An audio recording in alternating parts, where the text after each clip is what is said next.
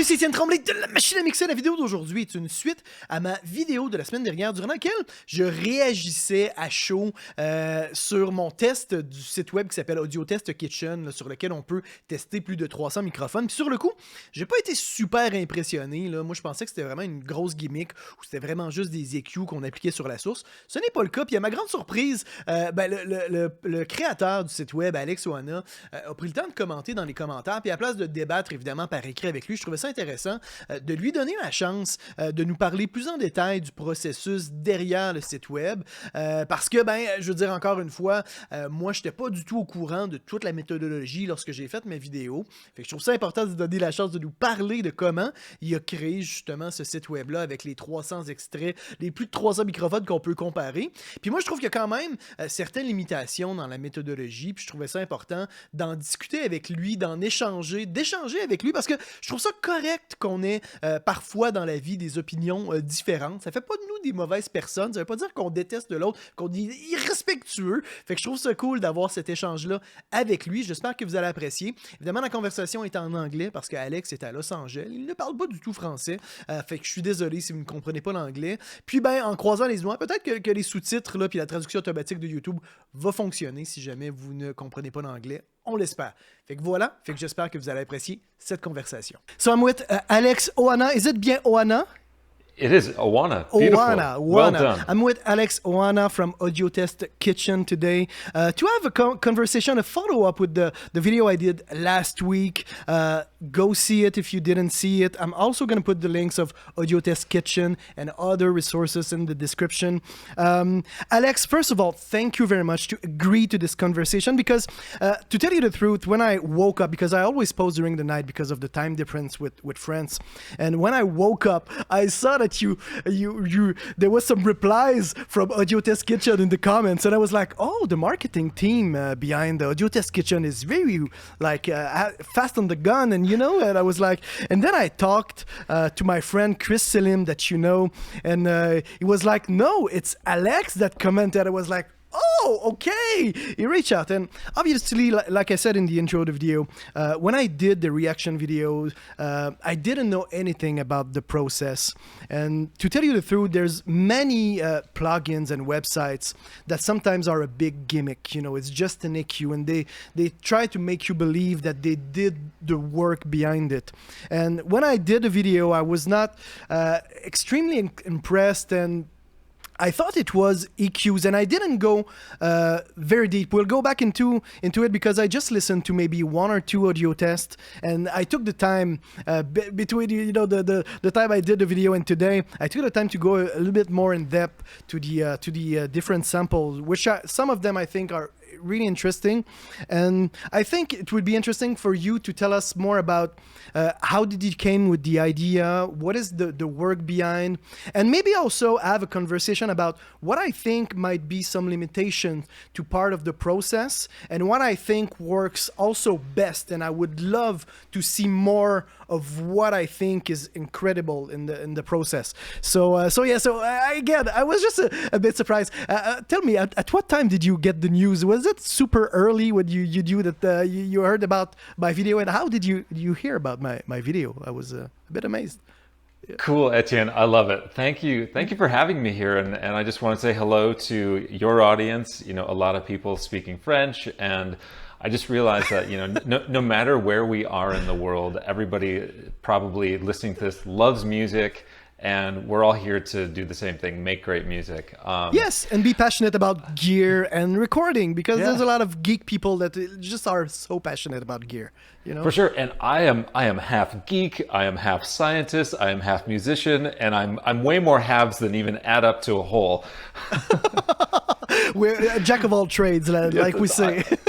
We have many, yes, but we're all super passionate about it. Yeah, and so I think it turns out that you and I have a friend in common who is also in the audio industry. He's in Montreal. Shout out to Simon.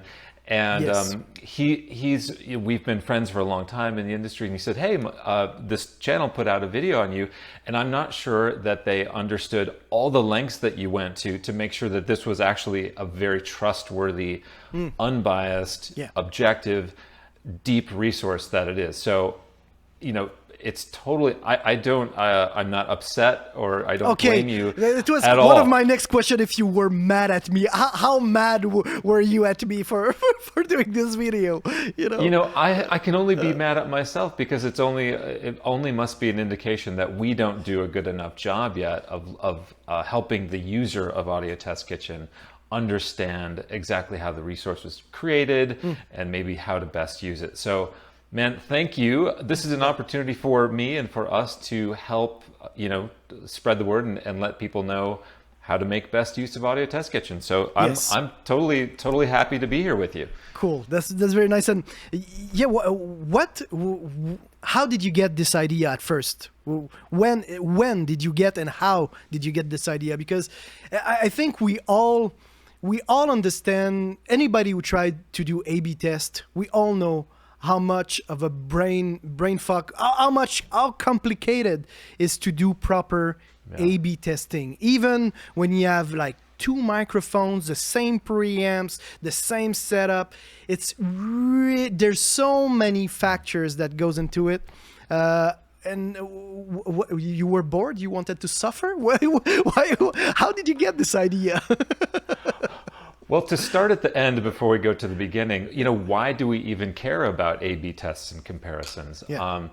I suppose we just want to know, how is this tool that I'm going to use to try to, realize my vision going to affect the sound that I'm making, and how might it be relative to another tool that maybe I have or maybe I've used before. And it's really just like, aren't we all just in search of different paints for our palette, to paint different sonic pictures? So A/B testing is just useful, A, B, C, D, E testing is useful for just understanding, what does this tool do? So going back to the beginning, I've been a recording engineer for 30 years. I started out with my own home studio. I ended up doing some live sound for Pharrell Williams and NERD, toured all over the world. I created a product at Slate Digital called the Raven. It's a touchscreen that allows you to control DAWs. Okay. I worked for Vintage King Audio in sales and marketing. And through all this experience, another thing that I lived through the transition from analog, where we were only recording on consoles and tape machines, transitioning into digital, where now we're only in Pro Tools. And through that time, what happened was, through the democratization, all of my friends who used to only be able to make records by coming to me to engineer their records, now everybody had a computer, and everybody needed to know, how do I do this? How do I do that? What's the best piece of gear to do this? What microphone should I buy? So through all of my experience, what I noticed was I felt powerless to advise my friends and people that I met through work, what is the best piece of gear for me, or help me find what I'm looking for. I felt powerless because I don't have your ears. Only you have your ears. Yeah, and so, the question of taste also is so important, because my taste might not be yours, and your musical context might not be the same than mine. So yeah, it's really hard to advise people for gear. Yeah. That's exactly it. I mean, we can go by opinions and, this is the classic, everybody puts 421s on toms and a 57 on the snare, and everybody uses this and that. That's fine. But what about experimentation? What about discovery? What about expressing your own taste and your own vision? So I imagined a resource that everyone could come to online on a website, where it would be possible to compare all the possibilities. And about 4 years ago, when this light bulb went off in my brain, I started down the path of figuring out how to make it happen. And through many, all kinds of experiments, research and development, going to an acoustics laboratory, getting help from actual scientists, we figured out a way, in one of the hardest categories to make comparisons in, microphones, to make it so that you could compare them, apples to apples, totally unbiased. When you have to use a certain amount of science to reveal the art behind the gear. Yeah, but it's very complicated because you talk about science, but there's also, all the musicality that influence the perception of the gear also. So it must have been very difficult. What was the first step to go to that project? Was it to just find the 300 microphones? First of all, where did you get them? Did you rent them? Did you buy them? Did you did people lend you all these microphones? How did you find them? Well, the first step that you asked about, we had to ask, well, what do people usually use microphones for? What's the number one use? And that's vocals. Vocal, yeah. So we just did some experiments at my own home studio, and we had some singers come in and sing through different microphones, and we tried to figure out, okay, what kind of singing reveals the differences between these microphones? How consistent does each performance need to be? Do we do one performance and have all the microphones, equally lined up next to each other? What happens when one is like a little bit farther away than the other one? Yeah. All these sort of variables. And just fast forwarding through time, we figured out that we actually had to be in more laboratory conditions to make that because even two really microphones consistent. side by side, sometimes just the 1 inch difference between the two capsules is enough to shift the sound. And so you ask about the musicality. Traditionally in shootouts, or typically in shootouts, what will happen is if people will, let's say you're looping a phrase of a singing, of a vocal, you might latch on to a certain thing and say, oh, I really like the gravel nature, the nature of that vocal right there.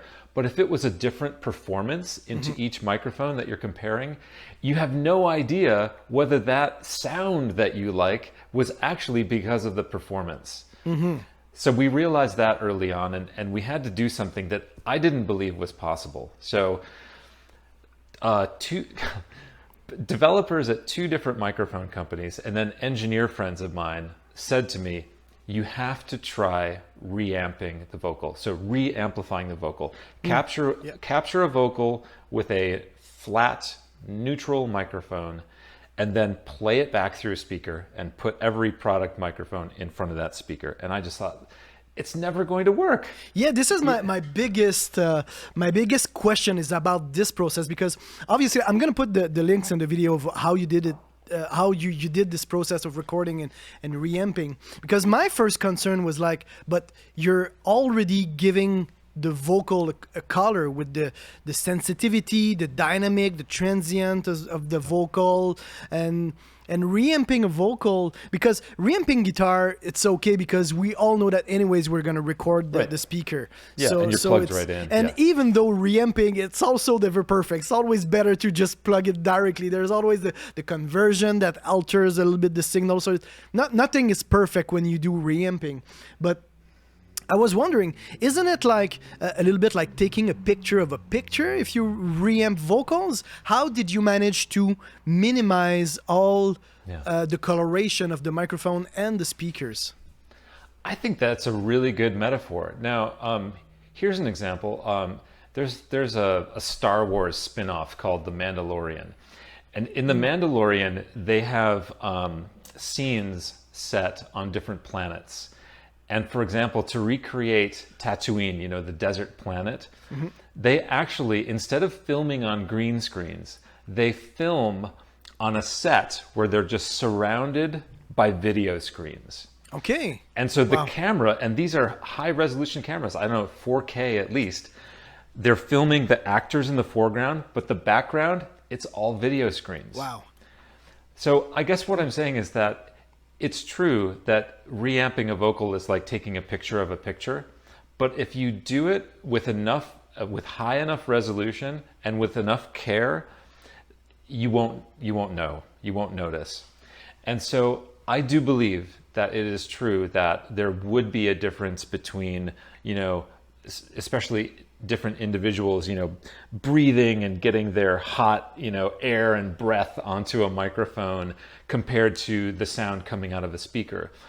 But what we did was we took the most scientific possible approach and we tested all kinds of different microphones to capture that vocal in the first place from a dozen different brands, DPA and Sheps and Sanken and all of those. And then we tried all kinds of different speakers. And then we went into an anechoic chamber at Harman Laboratories here in Southern California. And we were able to take a process where we were about 90% convinced, like, okay, here's the live vocal, here's the one that we re-amplified. And it's like, you can tell a little bit of a difference. But then when we went into the chamber and we were able to analyze the difference between a live vocal and the difference between our re-amplified vocal, we were able to identify what the differences were, hone in with a robot microphone positioning system, and bring this difference down to when we were doing blind listening tests, we could no longer tell the difference between a manly reference cardioid and the reamped manly reference cardioid, a Telefunken U47 and a reamped U47.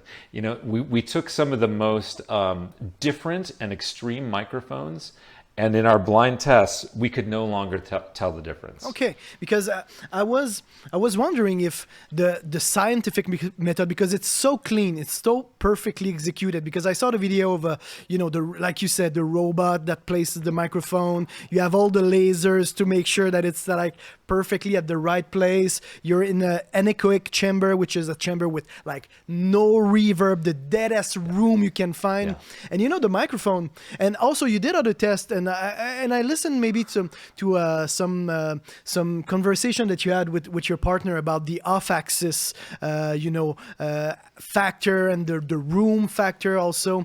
So I guess this is probably why when I first listened to the vocals samples, it's probably why I didn't hear as much of a difference between the models than I thought I would hear.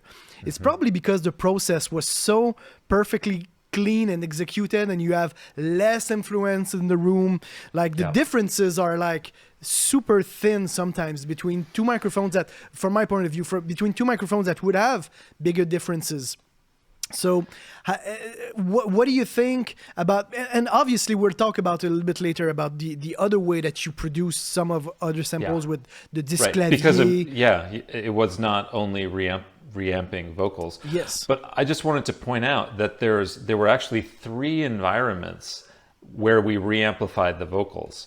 We captured all the original vocals in the anechoic chamber. And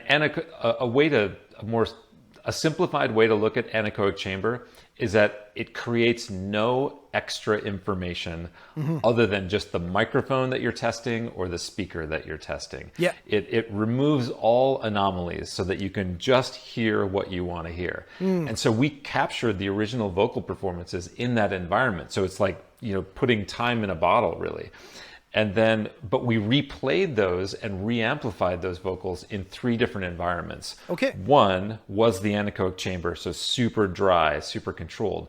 Number 2 was more like a control room environment, more like a bedroom studio. And number 3 was like a large untreated room. And so, again, we need to do a better job of guiding people about how to find all these different vocal performances. Yes, but yes, for sure. What I'll do is, there's some vocals that you can hear on the site right now that are recorded in the bigger live room. And those differences that you're looking for are probably going to be more obvious. Yes, because we're not used to have such a perfect... But again, I think it's really important to have these different kind of environment, to see how the environment influence the behavior of the microphone. Because, this is why sometimes we choose one microphone for another, is because this one in a big room that is very bassy, I'm not going to fuck up my recording because it has a better off-axis rejection. And this one sounds very good if it's dead, but the off-axis, so it's interesting. But it just piles up. This is why I think this is sometimes a little bit of a mind fuck to do these kind of tests, because it just adds on all the factors that. So I think you must be a very, very patient guy in general in life to go through this process. By the way, quick question. What was your biggest failure in this process? Because Oh, God. there must have Yeah. been so much trials. What was the biggest failure during the process? Oh, it's so painful. It's so painful even looking back. Okay, so we gathered 250 microphones in one of the world's greatest studios, East West Studios. And it was Yes. the first Wow. studio we went to. We thought, okay, we're going to get everything. We have it all mapped out. And everything took 10 times longer, was 10 times harder. All these variables happened. And one of the things we did was we assembled a beautiful vintage drum set with this huge 26-inch bass drum so we could get all the low frequencies. We had a vintage snare drum and beautiful Turkish hi-hats. And we put robots on each of these. Yes. And we had this drum kit playing itself. And we put the microphones in front, a close mic, a room mic. And the drum set would not stay in tune. We went from take to take, and we always had reference microphones up that never moved, like B&K measurement microphones. So we could say, going from take 1 to take 2 to take 3, you know, Audio-Technica 2020, Audio-Technica 2030, Audio-Technica 4040, you know, et cetera, et cetera. We always had the reference mics to go back to so we could see, is our source staying consistent? Because if it doesn't, then the differences you hear in the microphones do not matter. They are not And correct. it's so hard to keep a drum in tune, you know. Yeah. So many times I recorded a band, and like the second day or the 3 days of recording, you're like, what happened with my microphone placement? The snare doesn't Right. sound as good, and it's the Yeah. tuning that changed, Yeah. you know. And you need to have somebody in the room at all time that is just gonna listen to the tuning of the drums, gonna do like, hey, we need to take a break. I need to. But again, when you're doing A/B, if you're recording an album, doesn't matter if it's like small differences, but when you A/B a drum, if it changes like just a quarter turn on the log of the snare drum, Yeah. totally change the sound. So I guess you learned that day, these days, during that process, that it was very difficult to keep the drum in tune. So I'll just finish this story. Yeah. We tried 2 more times in 2 more studios to get the drums to be consistent. And it was not until the 3rd studio where Chris Lord Alge himself welcomed us into his studio and said, take all the time you need. I love this project, you guys. Wow. I love this. So cool. and we were able to get the kick drum to be exactly the same every time. We had multiple digital tuners. We tuned each lug to the exact same hertz frequency value every time.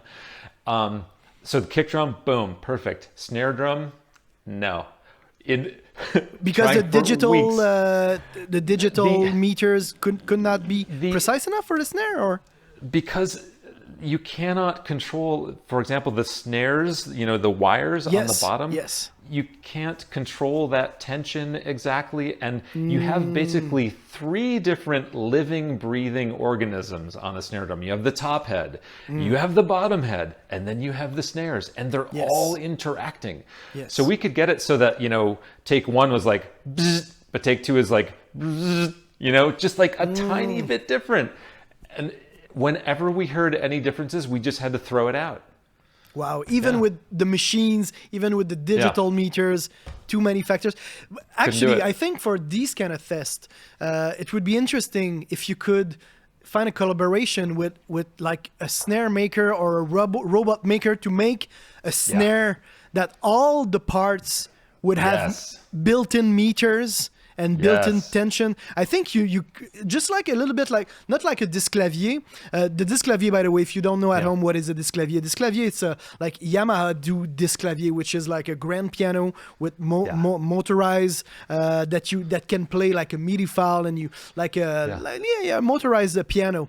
So we used one of those too. We used that at East West. Yes, and by the way, we can talk a little bit about this process of recording the instruments, because personally, when I listen to the disc clavier and the samples with instruments, I think and maybe it's the placebo. Again, the placebo sometimes in these kind of tests, and you're like, oh, I feel it has more depth, but I felt, might be the placebo, that there was a little bit more depth to it, and I found them very interesting. And I would love to hear more samples of the piano, because am I wrong when there's just one like a short? It would be nice to have like a classical piece with like a little bit more time between the notes to really feel the decay of some low notes and high notes and stuff like that. Because I think these kind of tests, like the disc clavier, is the most relevant one, the best one to really feel the character of the microphones. Well, could I share my screen for a moment? Yes, you can, for sure. Okay, so let's take a look at this, because there are more piano samples available to you. Oh yeah, I just found one. So for example, the first 3 songs each have, one thing that's cool, I think, about the way that we built this is we built the audio samples for the microphones based on songs. So you can either hear the song with that single microphone recording every instrument in there, and we call that the stacked effect, because that kind of, it just sort of naturally amplifies. Like imagine you have one great microphone. Let's say you own an SM7. And in your studio, your SM7 records everything. It records your vocals, your background vocals, your piano, your guitar, your tambourines, your drums, all that. We did the same thing. Well, the thing that would happen is the personality of that SM7 is going to build up and build up and build up over those tracks. Yeah. It will stack. The personality will stack. So that's what this mode right here is called, the stacked effect. Okay, I didn't understand that stack effect, what it meant. Yes. Very nice. So that's when all the instruments are recorded by that one microphone. Okay, cool. Okay. But for each song, you can of course go in and hear each individual part. So for example, you are looking for more piano. It just so happens that, I think my internet is slow because we're streaming. It just so happens that each song also has a solo piano portion. Or you can solo the electric guitar, the different vocals. By the way, here are those other vocals. This one was recorded in the control room environment. This one, I lost my zoom. This one was recorded in the large live room, so a lot more echo. You can hear the reverberation in the room. This one was recorded in the anechoic chamber. Yes, in one of my first, in my first video that I did, when I compared the SM58 and some condenser microphone, I thought that the SM58, there was too much room, that I was like, we wouldn't get that much room with a 58. Is it because it was reamped with the room that was originally recorded? No. All the original sounds are very dry. Okay.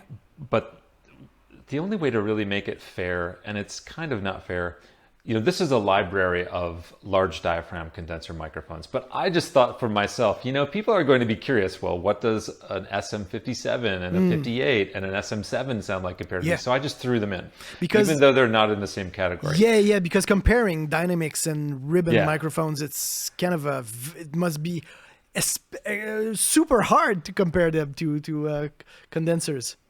Well, we had to draw the line someplace, so we said, okay, we're starting with condenser mics. And so we, but when it comes to keeping the tests fair and making sure that they're standardized, we had to place an SM58 the same distance away from the source as a large diaphragm condenser, and you probably wouldn't do that in real life. If you had a 58 or 57, you'd probably put it closer. Yes. So, but just to keep the tests fair, we had to put them all in the same place. Yes. And I listened to some of the tests. You can really hear the noise level of the 57 on some of the tests, because you had to bring up the volume because of the because of the sensitivities. But just to go back on the piano test that you showed, that you can solo with the song. Is it the piano? Was it played with the disc clavier? It was, yes. Great. I will go back and listen to these pianos. I'm glad that you showed this to me, because I didn't know that.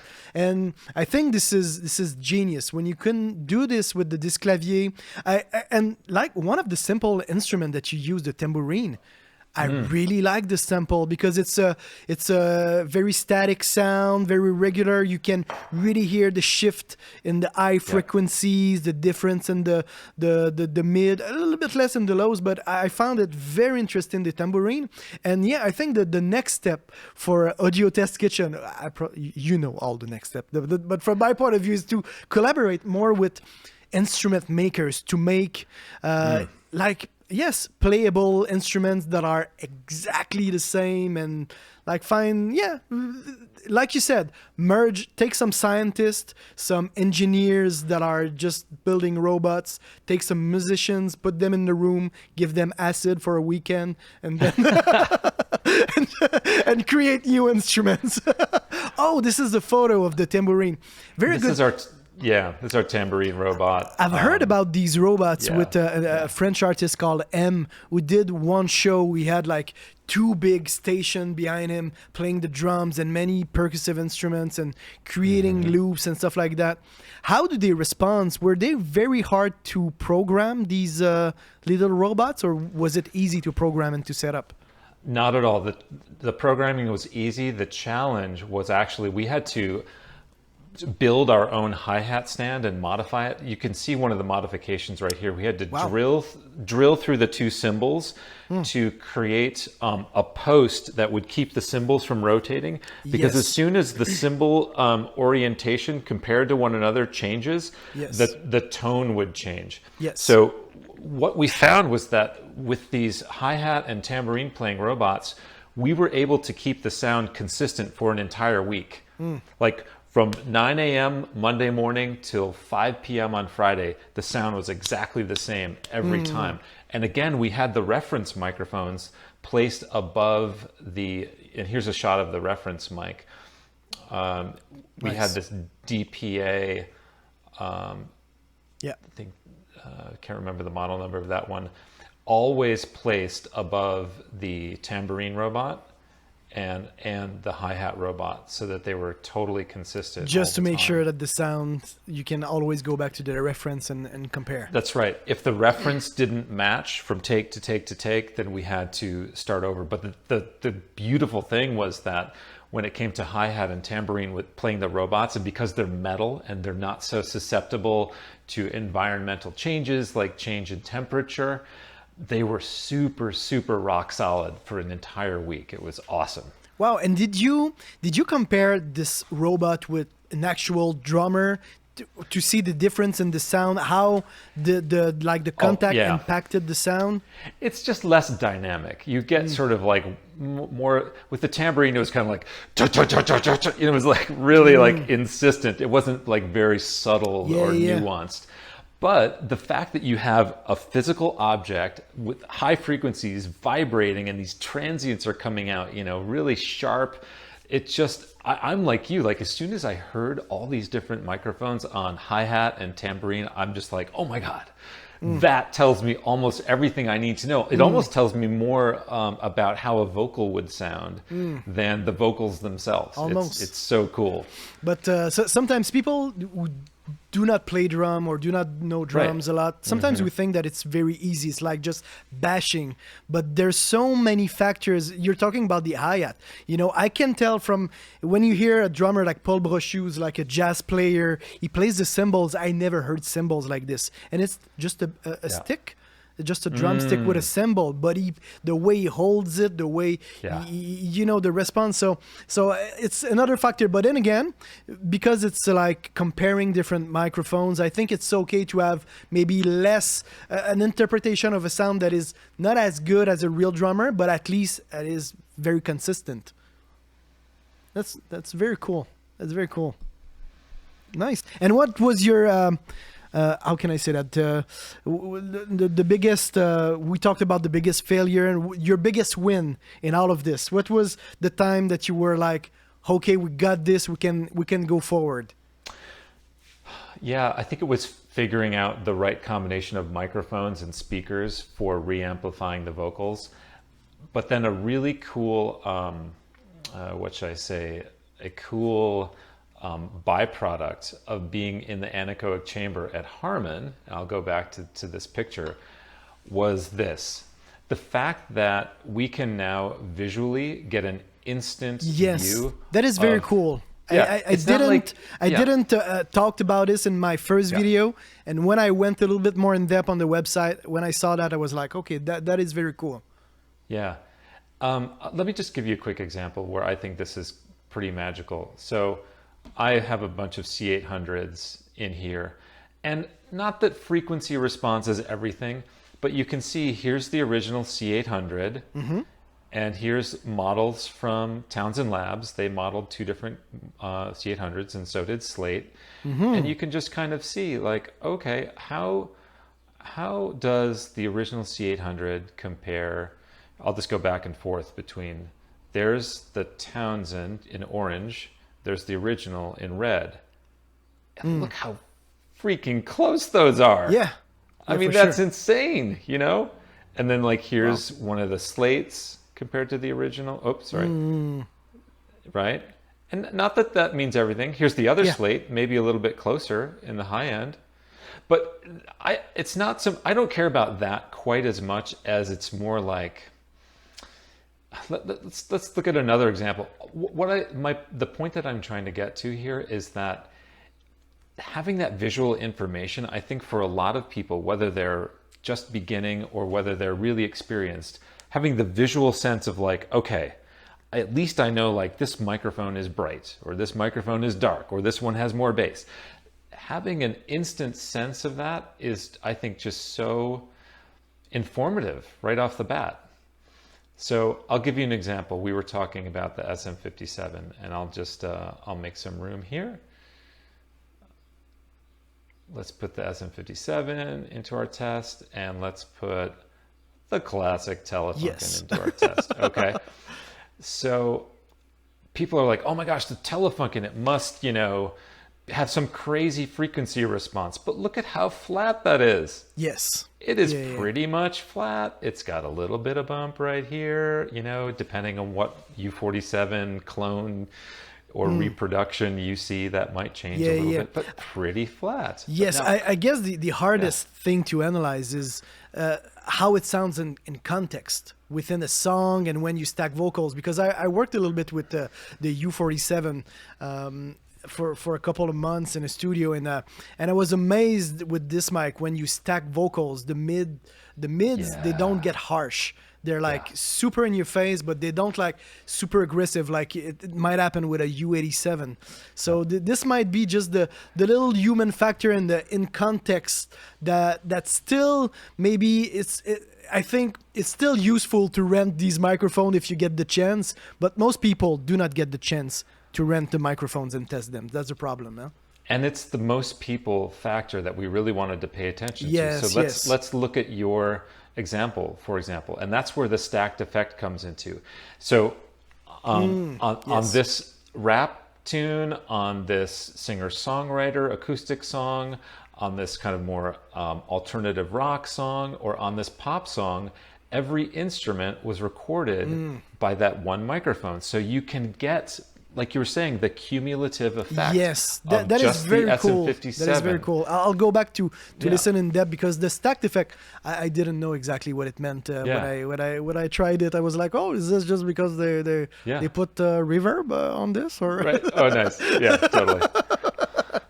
very All right. nice. Well, we need to do a better job of being clear. So I. But that's apologize okay. for But that. I think these kind of things, you get feedback. You try to give maybe better visual cues to what is happening, and after at the end of the day, it's the responsibility to everybody to take the time to try it. This is why I always tell to people, don't take my word for it. Go by yourself and make your own opinion, because I might have got something wrong.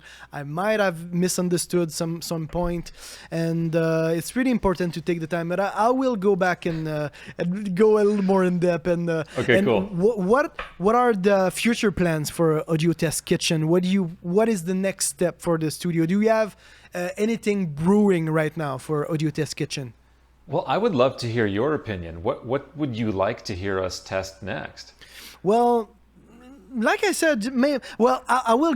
Obviously, what I wanted was to have maybe a little more piano recordings and stuff like that. So obviously, there's some that I missed that I'm gonna go see it. Yeah. And there's the reamped guitar and electric bass too. Yes.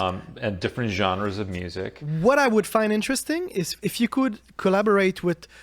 There was some robots that made artificial voice chord. Oh wow! If you could find somebody who did an artificial voice chord, maybe a robot that plays the guitar, stuff like that, just more geeky stuff, just for the fun of it, because it's amazing. And also because then you're hearing a real instrument being played live. I'm totally with you. I want that too. And it's also interesting to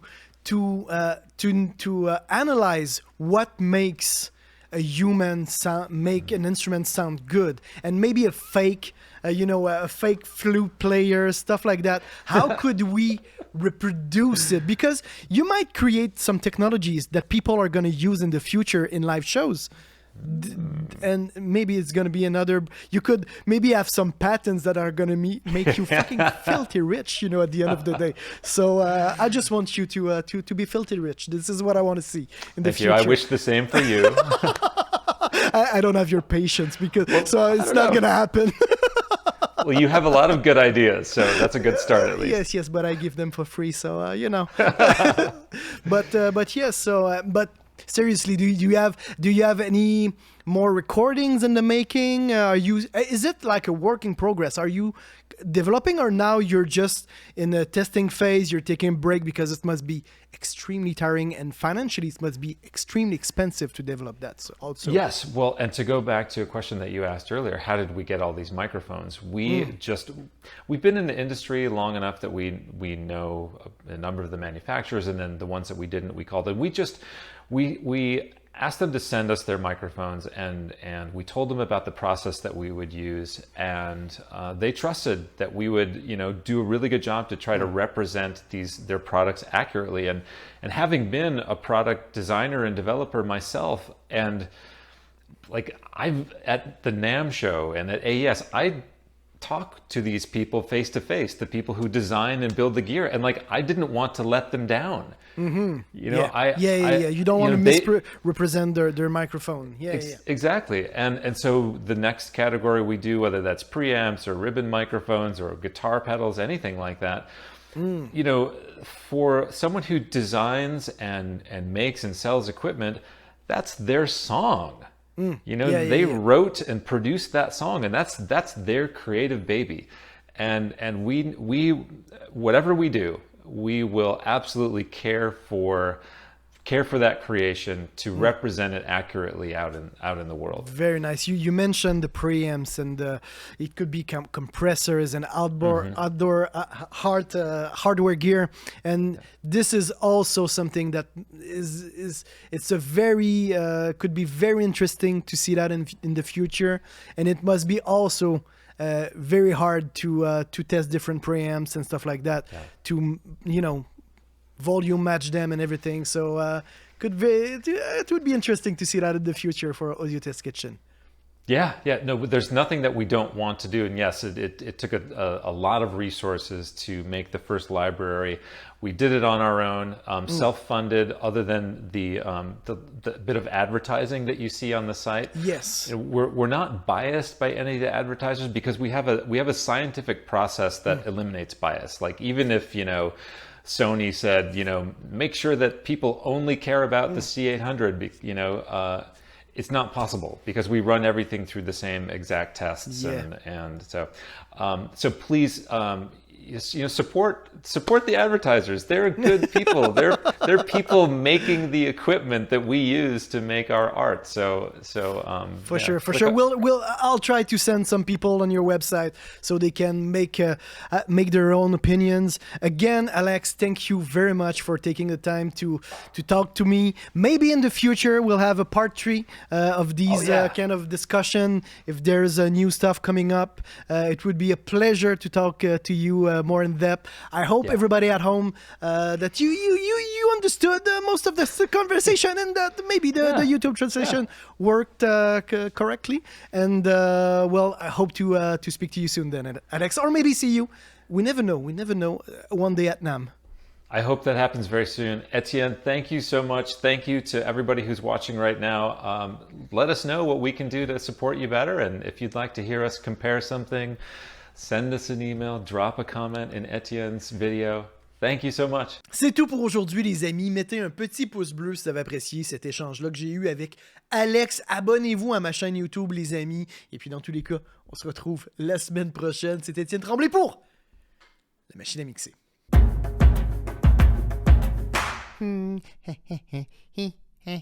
Abonne-toi.